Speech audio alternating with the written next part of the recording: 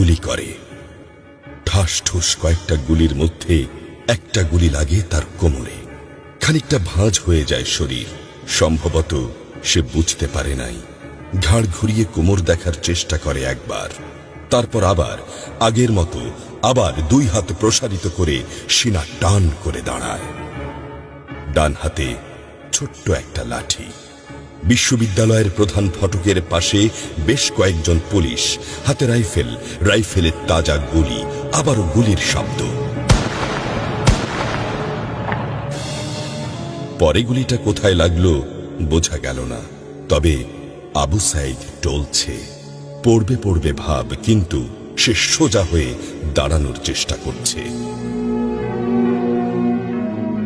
গুলি খাওয়ার আগে ফেসবুকে তার শেষ পোস্ট ছিল, যতদিন বেঁচে আছেন মেরুদণ্ড নিয়ে বাঁচুন।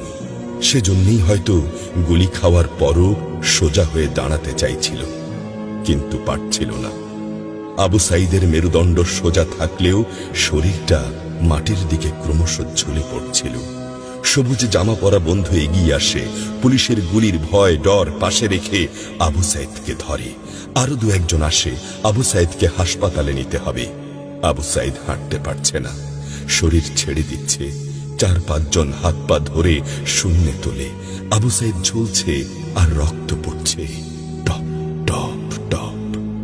যে আবু সাইদ কিছুক্ষণ আগেও বুক চিতিয়ে দাঁড়িয়ে কোটা সংস্কার আন্দোলনে নেতৃত্ব দিচ্ছিল, সে এখন শূন্যে ঝুলছে, যেভাবে ঝুলছে মেধাবীদের ভাগ্য। রাত 10টার আগেই বাড়িতে যাওয়ার কথা ছিল আবু সাইদের। মা অপেক্ষা করছে, বোন অপেক্ষা করছে। তখনও তারা জানে না আবু সাইদের মৃত্যু সার্টিফিকেট লিখছে কর্তব্যরত ডাক্তার।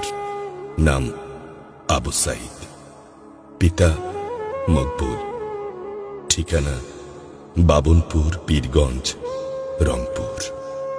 বয়স 25। মৃত্যু কারণ আগমনের সময় মৃত্যু। তারিখ 16/7/24, রাত 8টা 5 minute. Serial number 240434, Rangpur medical college হাসপাতাল।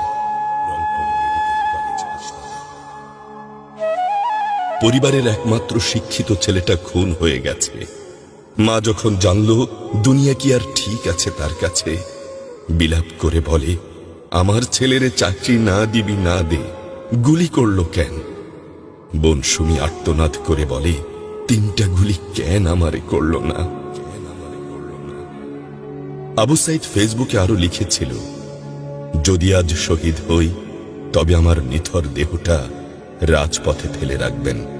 ছাত্র সমাজ যখন বিজয় মিছিল নিয়ে ঘরে ফিরবে, তখন আমাকেও বিজয়ী ঘোষণা করে দাফন করবেন। একজন পরাজিতের লাশ কখনো তার মা বাবা গ্রহণ করবে না।